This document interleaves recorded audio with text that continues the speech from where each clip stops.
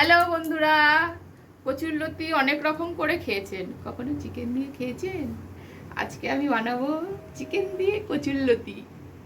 কচুরলতিগুলো যেমন কাটার কেটে নিয়েছি। এবার জাস্ট একটা উতল দেবে, ফুটে উঠবে, জলটা ঢেলে দেবো, তারপরে এটা সেদ্ধ হয়, তারপরে দেখাবো। দেখুন কচুরলতিটা সেদ্ধ হয়ে গেছে, জাস্ট উঠলো, ফুটে ওঠার পরেই সঙ্গে সঙ্গে আমি ঢেলে দেবো।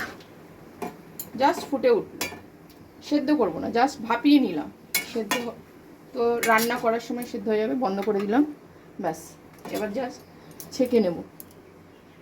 দেখুন কড়াই বসিয়ে দিয়েছি, কড়াইটা একটু গরম হলেই দিয়ে দিলাম তেল। তেলটা একটু গরম হলে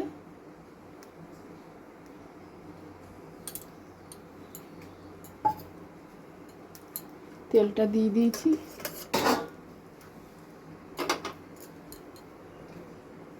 আর এই যে এটা আমি প্রথমে দেখাইনি, এখন দেখাচ্ছি। এর মধ্যে সামান্য একটু নুন আর লেবুর রস দিয়ে চিকেনটাকে আমি মাখিয়ে রেখে দিয়েছিলাম, যাতে আস্তে গন্ধটা না আসে।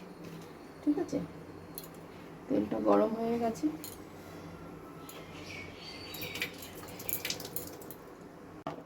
তেল গরম হয়ে গেছে, এবার দিয়ে দিলাম পেঁয়াজ।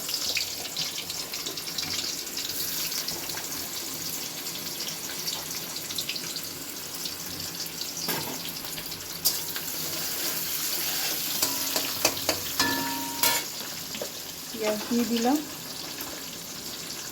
এবার আমি রসুনটা কাটবো না, থেঁতেও করবো না, এটাকে ওই গ্রেটারের সাহায্যে এরকম করে গ্রেট করে দেব।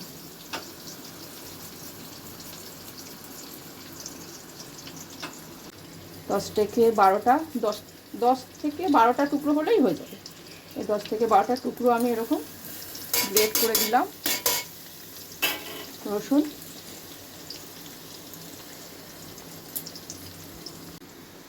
দেওয়া হয়ে গেছে। এবার কাঁচা লঙ্কাগুলো চিড়ে এর মধ্যে দিয়ে দেবো। 8টা মতো কাঁচা লঙ্কা চিড়ে দিলাম। শুকনো লঙ্কা বেশি দেবো না, কাঁচা লঙ্কাতেই জিনিসটা হবে, রান্নাটা কাঁচা লঙ্কাতেই হবে। এটা একটু ভাজা হয়ে গেছে, এটা একটু ভাজা হলো। এবারে এই চিকেনটা এর মধ্যে দিয়ে দেবো। চিকেনটা দিয়ে একটু নাড়াচাড়া করে নিই, আর একটু হবে চিকেনটা। এবার এর মধ্যে নুন দেব,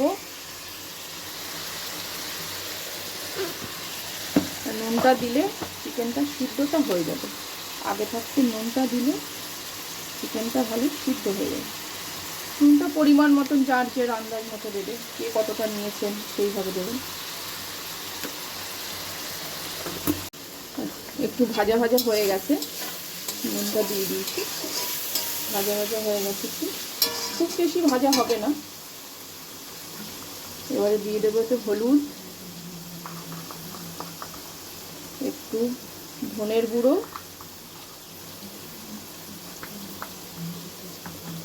তারপরে দিয়ে দেবো একটু জিরে বাটা।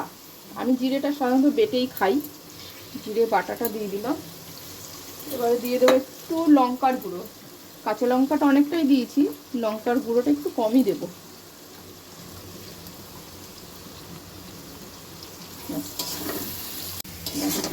এই দিয়ে একটু নাড়াচাড়া করে দিয়ে, নাড়াচাড়া হচ্ছে। এরপরে দিয়ে দেবো এর মধ্যে টমেটো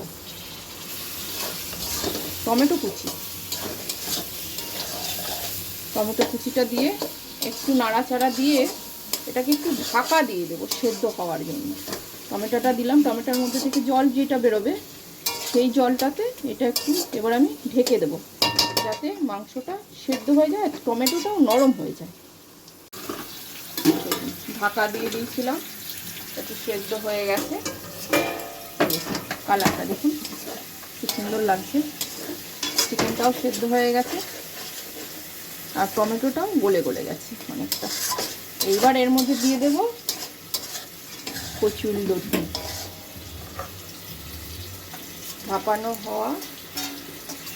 ভাপিয়ে রেখেছিলাম যেই কচুরলতিটা, এবার এর মধ্যে দিয়ে দিলাম। এর মধ্যে কোনো জল টল কিচ্ছু পড়বে না।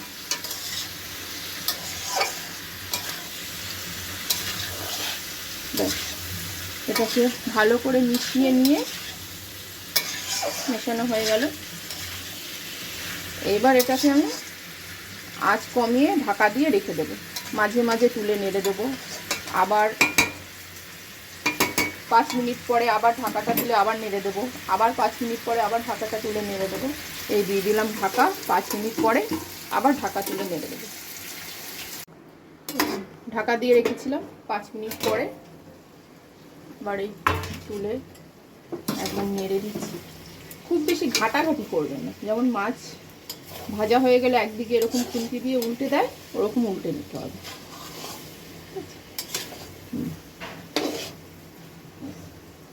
দেখুন কচুরলতি কিন্তু সিদ্ধ হয়ে গেছে। এই ছোটো ছোটো করে চিকেনগুলো দিয়েছিলাম সেটাও সিদ্ধ হয়ে গেছে। আবার ঢাকা দিয়ে দেবো। আবার 5 মিনিট পরে আবার এসে নেড়ে দেবো। হয়ে গেছে। 2বার 3বার 5 মিনিট পরে পরে নেড়ে দিয়েছি। সেটা আর দেখায়নি আপনাদের। এই দেখুন অলমোস্ট হয়ে গেছে পুরো। দেখুন লতিটা কি সুন্দর সিদ্ধ হয়ে গেছে, পুরো রেডি। আমি কি করব, নামানোর আগে একটু চিনি দিয়ে দেবো, যাতে নুন আর চিনি কম। দেখি জাস্ট একটু চিনি দিয়ে দেবো। নুন চিনি ব্যালেন্সটা সুন্দর আসবে। ব্যাস হয়ে গেল। নামানোর আগে একটুখানি চিনি দিয়ে দিলাম। পুরো রান্নাটা রেডি। রান্নাটা হয়ে গেছে।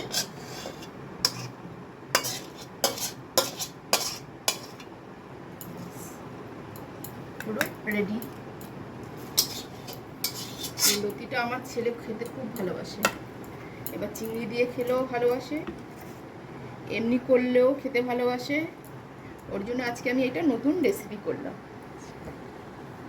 গরম গরম ভাতে পরিবেশন করুন, খেয়ে দেখুন। আমার ছেলের তো খুব পছন্দ।